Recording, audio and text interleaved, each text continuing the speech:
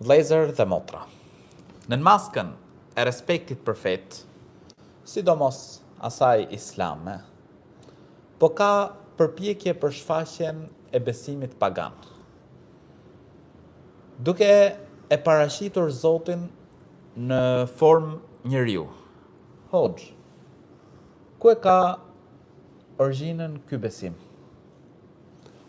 Elhamdulillah, wassalatu wassalamu ala rasulillahi ma ba'd. Falënderimi takon Allahut, i cili është një, i vetëm, i pashoq, i përkryer, pa të ngjashëm. Lavdrimet, paqja dhe bekimet qofshin mbi njeriu më të mirë, Muhammedin sallallahu alaihi wasallam, i cili i solli njerëzit në besimin e pastër.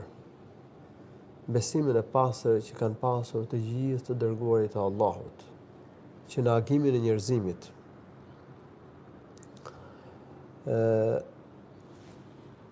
besimi se Zoti është në formë njeriu dhe paraqitja e hyjnive në formë njerëzore është një besim pagan. Paganët e hershëm besonin se hyjnitë e tyre janë në formë njerëzore dhe ata gdhendin idhuj, statuja në formën e atyre që i besonin Perëndi, që i besonin si hyjni. Realisht ky është devijim nga besimi i pastër, sepse Allahu subhanahu wa taala, Allahu i lartësuar, nuk ka të ngjashëm.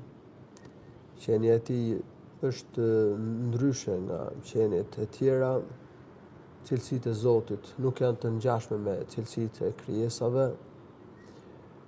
Kështu që çdo lloj imazhi që mund t'i jap njeriu për Zotin është devijim, është trembrim, është devijim nga besimi i pastër në Zot, është tauhidi, ne besojmë se Allahu është një, është i vetëm, është unik, s'ka të ngjashëm, s'ka rival.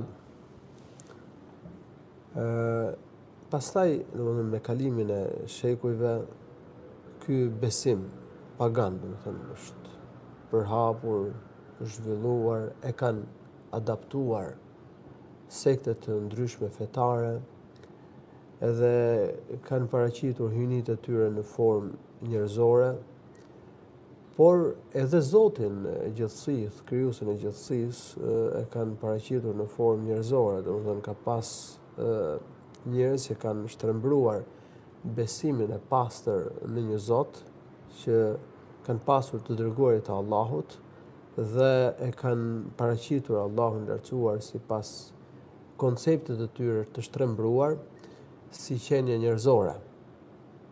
Dhe kanë bërë figura, kanë gdhendur statuja, kanë bërë piktura, domethënë kanë bërë imazhe, portrete me të cilat e paraqisin Allahun e lartësuar në formë njerëzore. Padyshim domethënë që këto janë devijime.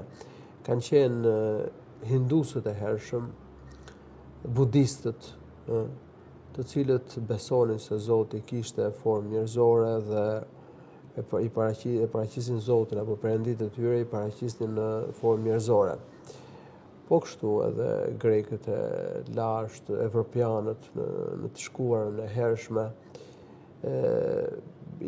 besonin që hyjnitë e tyre kishin formë njerëzore, edhe i paraqisin ato, domethënë, me mënyra të ndryshme në formë njerëzore. Pra, padyshim ky është një besim pagan, që s'ka lidhje me Zotin, me shpalljen e Zotit, me fenë e pastër, të besimin e pastër në Zot që kanë pasur të gjithë të dërguarit e Allahut subhanahu wa taala.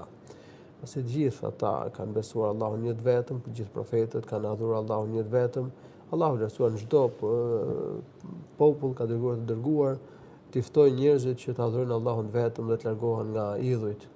وَلَقَدْ بَعَثْنَا فِي كُلِّ أُمَّةٍ رَسُولًا أَنِ اعْبُدُوا اللَّهَ وَاجْتَنِبُوا الطَّاغُوتَ. Thot Allahu i lartësuar në Kur'an, ne kemi dërguar në çdo popull të dërguar të thotë atyre, të urdhërojë ata që të adhurojnë Allahun vetëm dhe të largohen nga idhujt.